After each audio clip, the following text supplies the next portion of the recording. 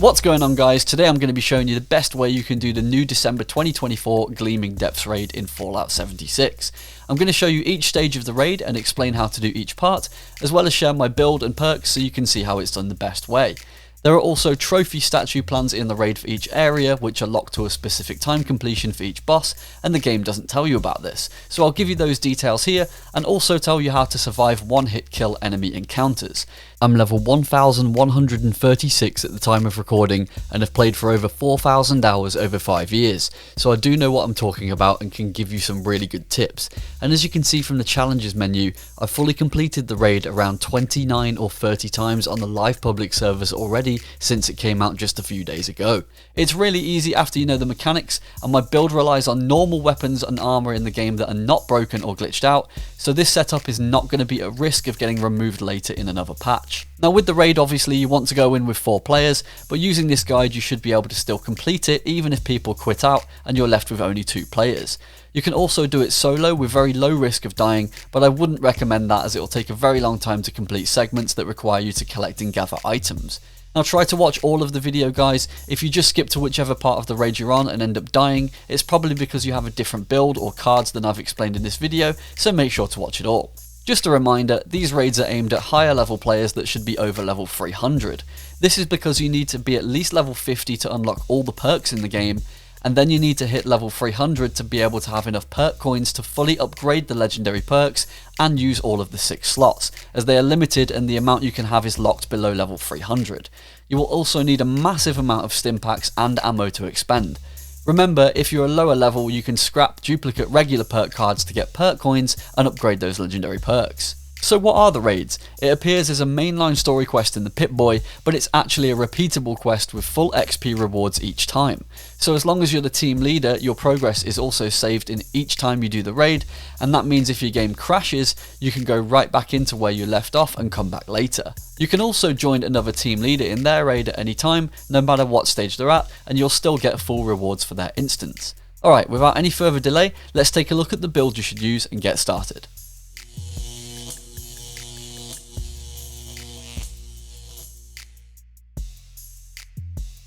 Go to your perk machine and make sure you've set up a build loadout for raids.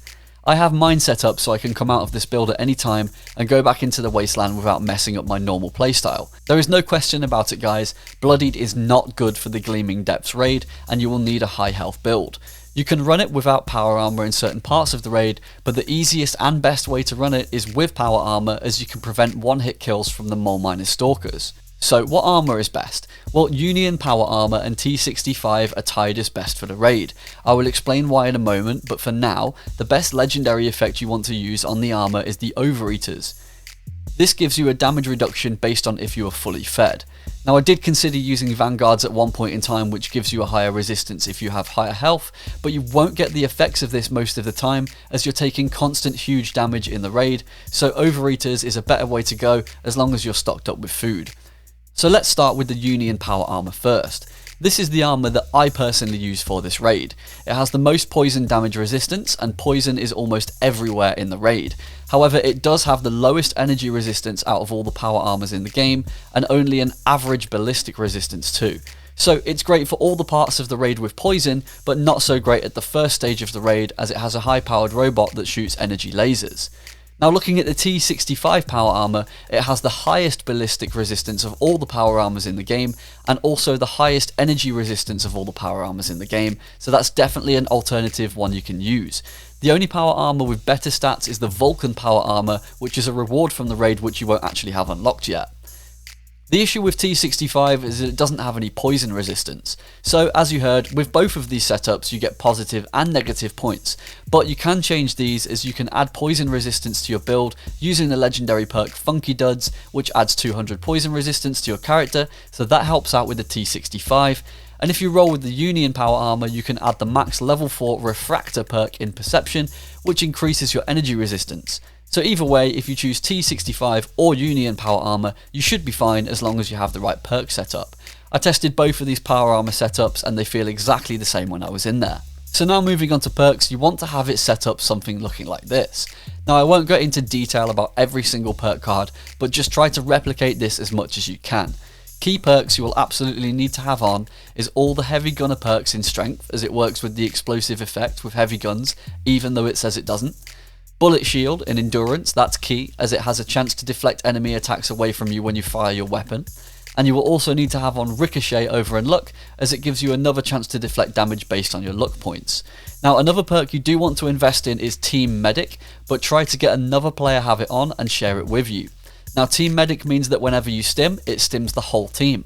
If somebody shares that perk, it means that anytime any player in your team stims, the entire team gets stimmed alongside that. You'll also want to invest in the one gun army perk in luck and stabilized in intelligence, as they're all power armor focused perks that will make you stronger. Now moving into legendary perks, as mentioned before, the Funky Duds card at max level gives you 200 poison resistance, and that's hugely important in the raid. And you will also want to use power armor reboot as well, as this has a chance to revive you when getting one hit killed. Also, taking one for the team gives you a 40% overall damage increase. Alright, and now moving on to weapons.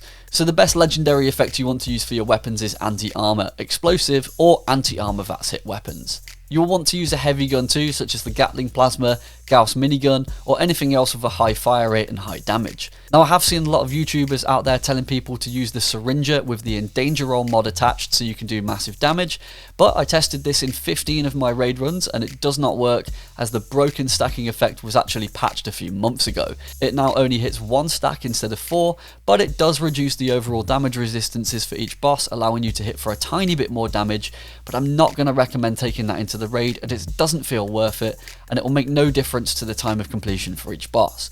It does look like the damage output numbers on your screen are higher, but unfortunately it's one of those cases where in reality it doesn't actually make any significant difference to the boss's health when you hit it, and I was able to take down the enemies quicker without it. It only lasts for 120 seconds too, so you'll waste far more time going back and forth equipping that weapon to plug the enemy and then switching back to your main weapon and shooting again. You may also die or miss critical situations in a boss fight when trying to switch between the weapons. The whole time you're doing this, you could have just been dealing an overall higher amount of DPS with your main weapon during the time it took to do all of that switching around. So like I say, I'm just going to recommend sticking to your main weapon of choice, unless specifically you're struggling to kill the bosses due to having weak weapons and you absolutely need to use it. Alright guys, so now we have our build set up, let's do the raid walkthrough.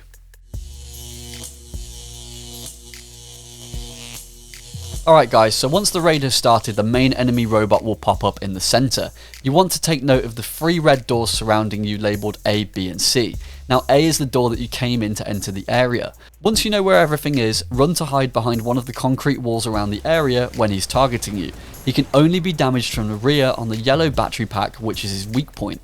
Peek out every now and then from behind the wall and get some shots in to reduce his shield. Once the shield is down, he'll be vulnerable and you can hit him anywhere for damage. Keep having all 4 team members smashing him for as long as possible until you see the text appear on the screen saying the room is heating up. At this point you need to quickly look around the room at the 3 doors labelled A, B and C. One of them will swing open and you need to rush inside, as if you do not make it in time you'll be instantly killed. Keep shooting all the way until the doors are closed.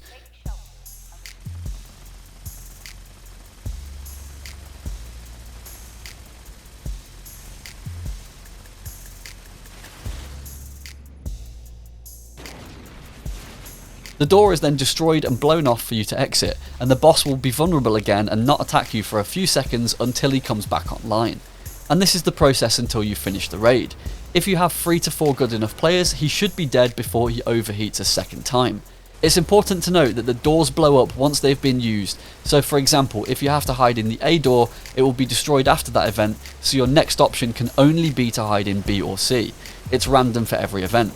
To get the trophy statue plan for this section, you need to kill the boss within 2 minutes and 28 seconds. Moving on to stage 2, this area contains several mole miner stalkers, which are a new enemy type exclusive to the raids, which can kill you in one hit and cannot be killed themselves.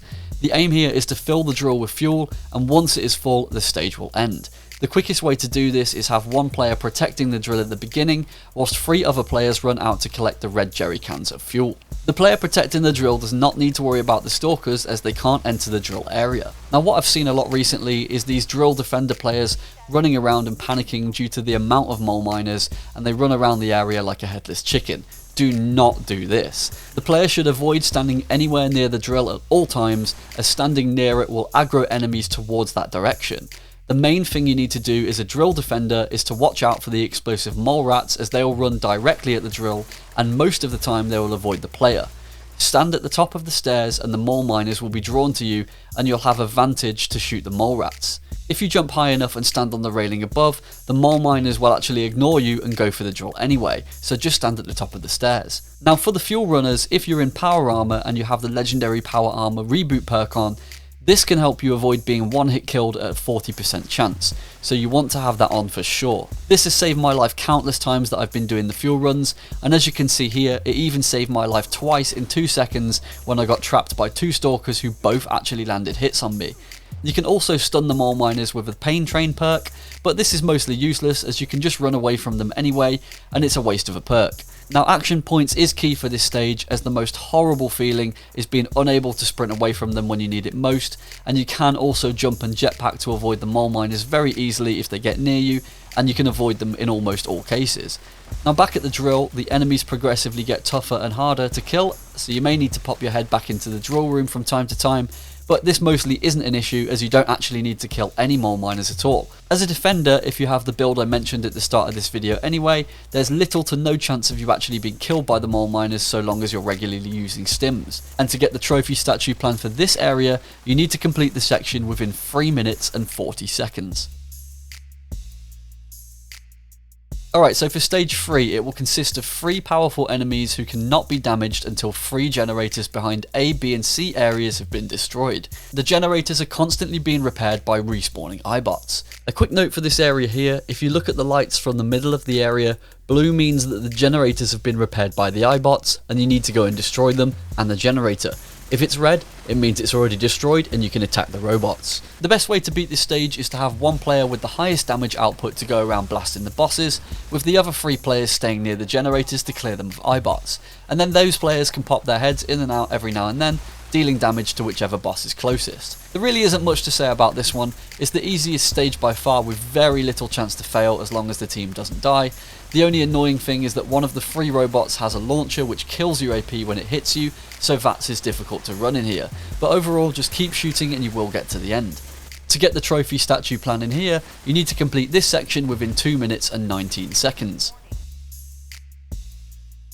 Moving on to stage 4, this area is unique as it makes no difference at all what weapon you have on and you cannot damage enemies using weapons.